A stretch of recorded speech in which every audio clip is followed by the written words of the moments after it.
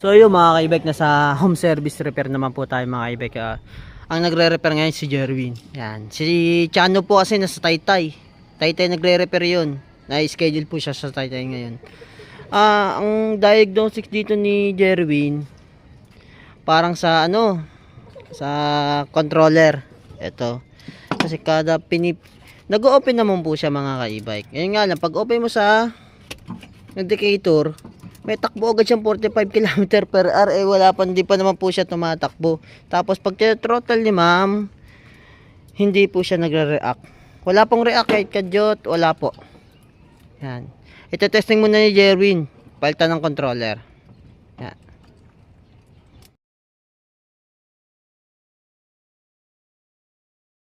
E-bike, nakabitan ni Win yung controller. Ito yung bago nating controller, 800 watts. So, yun yung luma niya. Ayan. Testing natin. Sige Win, testing mo kung controller. Ayun mga ka-e-bike, controller talaga sira. All goods ang takbo ng e-bike. Ang tulim pa ng e-bike ni ma'am. Controller po ang sira mga ka-e-bike. Ayan. Pipix na po ni Win yung mga wire. Okay. Sa mga gusto magpa home service, walking repair, chat lang po kayo sa page. Yan mga ka-e-bike. Kahit anong brand po ng e-bike yan, kaya po natin gawin. Papatesting natin kina sir, kina ma'am. Pinapaliwanag na po ni Win kay ma'am yung cause ng sira, saka kung paano ingatan yung controller po natin mga ka-e-bike. Yan. Saka tinatanong ni ma'am yung sa wiper.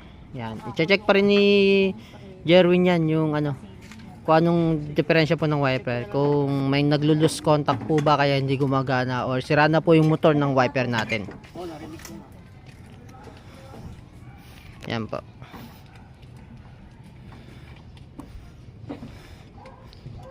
Yan, sa muli, kung gusto nyo po magpa home service, walking repair, chat lang po kayo sa page. Yung link po ng shop natin, ilalagay ko na lang po sa baba. Pati yung address kung paano po tayo makokontak, paano tayo mapupuntahan. Ilalagay po sa description box. Maraming salamat po. Yun mga ka-e-bike, tinaray na ni Jerwin yung e-bike. Tinaray na ni Jerwin yung e-bike. Yan. Inikot-ikot yan tinesting niya muna bago natin bitawan kay ma'am.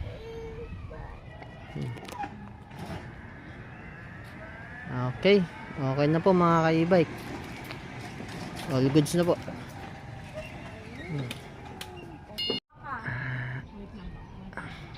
Yan po mga ka-e-bike, tinetesting na po ni ma'am. Maraming salamat po kayo na ma'am sa pagtitiwala po sa JMC e-bike repair shop po. Salamat po.